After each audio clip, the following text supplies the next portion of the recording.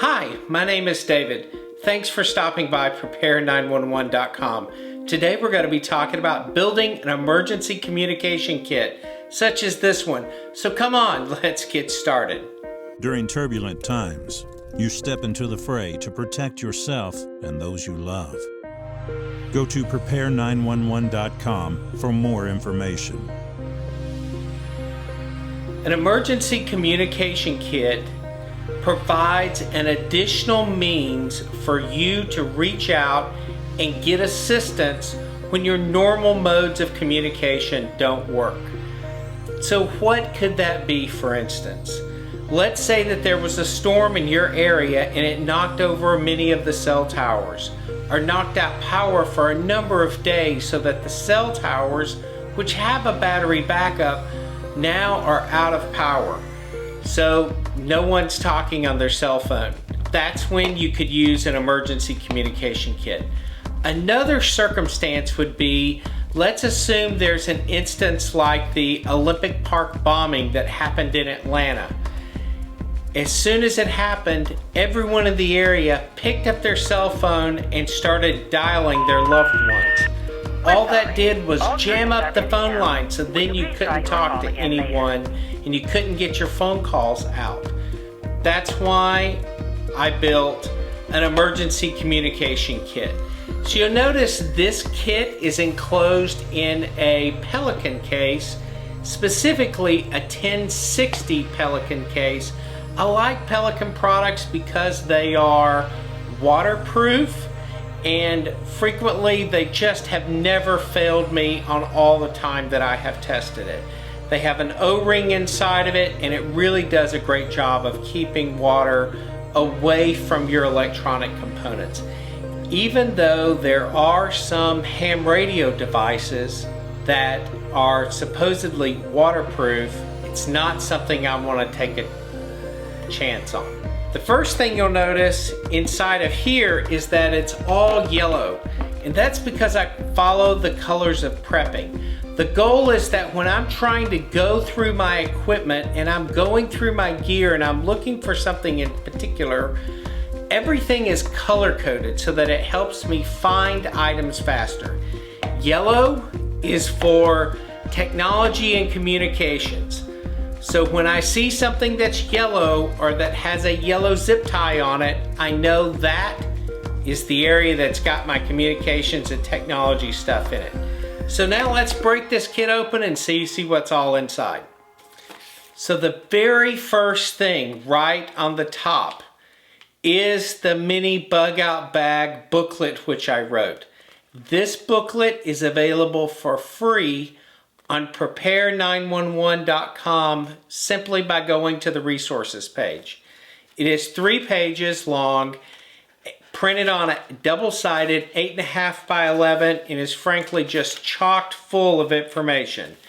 In the very center of the book though, it has got a communications plan and contact methods, meaning it has all of the phone numbers of everybody that I would need to reach out to. More importantly, it also has all of the frequencies for the repeater towers in the areas that I normally travel in. So let's say that I'm going into an area and for some reason I didn't program it or forgot to program it into my radio itself, I could simply look it up inside of here. It also talks about the Mad Minute, meaning how to communicate the most amount of information in the shortest amount of time. Because when seconds count, you don't need to fumble around and waste a bunch of time not knowing what all you need to communicate to your loved ones. So again, you can go over to prepare911.com, click on the resources page. You can download this for free. You insert your name and email address, click the button, and it gets emailed to you. Simple as that. Next, I have a Ride in the Rain book as well as a pen. Why do I have this? Because if I'm communicating with someone else and I need to take notes or I need to write stuff down, I want a simple way in order to do that quickly and to have everything self-contained within the emergency communication kit. Also, let's say I know that there are things that I will want to communicate. For example, if I look around and see what cross streets I'm nearest, I can simply jot those down inside of my Ride in the Rain booklet, and that way, when I am able to finally establish contact with someone, I can provide them all the critical details. Next, I do carry a cell phone all the time, but one of the reasons that I could get into a mess is simply the cell phone might die. So in the communication kit, I always carry a backup lightning cable and a backup battery charger. Now inside my vehicle, there's also the cigarette plug charger inside of there. So if I need to plug something in there, that's going to work too. That's something I'm actually considering adding to this kit, just in case I'm traveling in someone else's car and perhaps they don't have the same sort of plug-in lighter that, perhaps they didn't have one. I would have one with me, so it's something I'm adding to this kit. Next, and probably the most crucial component of the emergency communication kit, is an actual ham radio. The beauty of having a ham radio is you don't need any other infrastructure for this to work. This is a Yaesu FT2DR. There are, I'm sure, are going to be newer versions of this radio when you're watching this. So it really doesn't depend on so much which radio that you have, just that you know how to use the radio and that it's got a couple of other components that we're going to talk about. So the next thing about this radio is, in order for it to work, you're gonna have to have batteries. So I keep the battery separate just in case something happens and by chance some moisture gets inside of there. I just don't want to have the battery get corroded while it's connected to the actual radio itself. And I'll wrap this maybe in some paper or similar material so that, or place some electrical tape over the electrical connections. That's simply another idea. Now, in addition to the battery, I purchased from Amazon a secondary battery, but if you'll notice, this looks very different from the regular ham radio battery. And if you could feel this, you would also see this one is way lighter than this one is. Why is that? Well, if you'll notice, on this, it's simply a cover for 3 different AA batteries. In my kit, all of my electronic equipment centers around AA batteries. To the extent possible, it's not always possible for every piece of equipment, but I have standardized for myself on AA batteries. And by doing that, I ensure that I have the greatest chance of having the batteries that I need with me in order to charge up electronics. For example, my flashlight also takes AA batteries. So if I needed to make a communication and one of the batteries was dead, I would pull a battery or a couple of batteries out of different flashlights and I could get the radio up and going. This is simply an easy, cheap thing to buy. They're different for every single ham radio. So whatever ham radio you have, I would recommend looking to see if they have a plain battery backup. The beauty of this one is, for Yaesu, it works for a couple of different radios. So even if I upgrade and have different radios, I can ensure that I haven't wasted my money with this. Next is I've got to have batteries, and you'll notice there are 2 packs of 4 batteries. I just want to make sure that if I need batteries, I've got plenty of batteries inside of my emergency communication kit. Next, I always keep a small quick reference for the actual radio itself. Ham radios can be extremely complicated, and if you don't use it a lot, you might not remember every single feature and function, and simply trying to fumble around with it in the event of an emergency, that could be hard. So I have an extra set of printed instructions that for my radio. This actually came with my radio. You'll notice the antenna's off of this radio. It came with a small, what some people call a rubber duck, which is about 6 inches long, little bitty antenna, super duper cheap. It simply screws off the end of it.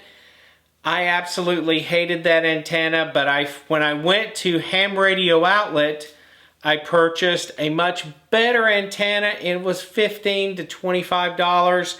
I'm sure you can do the same thing. In general, if you have a choice between higher wattage or better antenna, I would like to have both in an emergency circumstance, but if I had to pick one over the other, I'm probably going to choose the bigger, better antenna so that it's going to allow me to capture more signal when you're using a much better antenna. So I always purchase a second antenna, get rid of the rubber duck that came with it, and put the other antenna on it, because that is really a crucial part of your kit. Next, I also keep the adapter charger for the radio, because if I get somewhere that I will want to be able to run the radio all the time in order to absorb as much information as possible, or because I'm working a communication plan and I know I just want to monitor a particular frequency, if I have power, I can plug it in and then simply I don't have to worry about the batteries running out on me. Next, I always have an adapter from my small UHF VHF radio antenna adapter, antenna connection to a standard 50 ohm coaxial ham radio cable. So you would simply pull this off and then screw this on.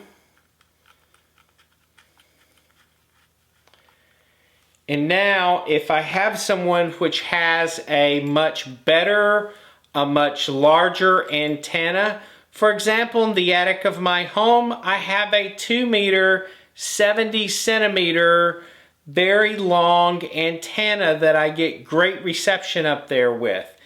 So I can simply use this female connector, connect it into the coaxial cable, 50 ohm, connect them together, and then connect the other end of this to an antenna.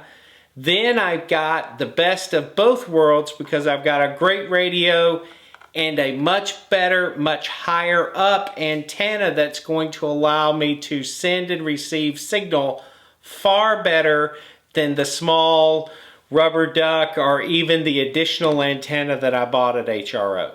Even on the Baofeng radios, which I have a number of Baofeng radios around my house, you can buy off of Amazon one of the much better antennas and screw it on here, and you're going to get, again, much better communication with this better, more robust antenna than you would with the rubber duck.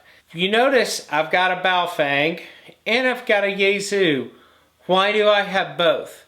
So, you know, each radio kind of has its place. They're both 2 meter radios. This one will also pick up 70 centimeters. This radio will also pick up 70 centimeters. A full band discussion is really complicated and is far beyond the scope of this discussion, but go to ARRL, the Amateur Ham Radio League, and they are going to have lots of information. You can download charts and graphs from them. But why would you have two different radios? So the interesting thing about this radio is it is an 8-watt radio, and this is only a 5-watt radio. But frankly, I like this radio much better than this one. This radio is far more robust. It feels better in the hand, and This will allow me to monitor far more frequencies than this radio will. While I cannot transmit on airband with this radio, currently the way it is, I can monitor airband. So why would the airband, meaning when I say airband, I'm talking about what air traffic control speaks on, what aircraft speak on. Why would that matter? Well, let's say you're in California and there's a wildfire, and you know that the emergency teams that are on the ground are communicating with aircraft in order to do airdrops. Well, because the aircraft is way up in the air, you're probably going to get really great line of sight to it, so you just might be able to hear what they're saying about where they're potentially going to be dropping water in. The other thing I like about this is it lets me pick up FM radio stations along with a whole bunch of other different frequencies that I can get with this radio that I don't necessarily or can't necessarily get with the Baofeng. So if I had my druthers, I would pick the Yaesu over the Baofeng. However, this radio is about a $400 radio. This radio is about a $40 radio. So you just have to figure out what works for your budget. What I do like about this particular radio is that you can use software to program it, but that you can also unlock frequencies that typically you're not able to transmit on using a software such as Chirp in order to connect into it and simply allow you to transmit into a frequency that normally is not permitted with this type of radio. On this Yaesu radio and on many other modern commercial type radios such as Kenwood, ICOM, and those sorts of Yaesu, if you'll notice on the back there's a little plug here. You can simply remove this plug and there is a small circuit that can be removed that will allow you to transmit on bands that you are not allowed typically to transmit on with this sort of equipment. So I'm not saying that you should do that, but if you want the greatest amount of functionality, that is something that you can certainly do with this radio. So I hope you've got something out of this presentation. I really enjoyed doing it. Again, thanks for stopping by. Go over, hit me up on prepare911.com. Leave your comments there. You can leave comments here. I would invite you to like and subscribe to the channel if you like emergency communications, if you like prepping and disaster recovery, those sorts of topics. That's all about what we cover here. So like and subscribe so we can get some good juice from the YouTube algorithm. And again, I want to thank you for stopping by. It's been a great pleasure speaking with you. Thanks a lot. So long. Until next time.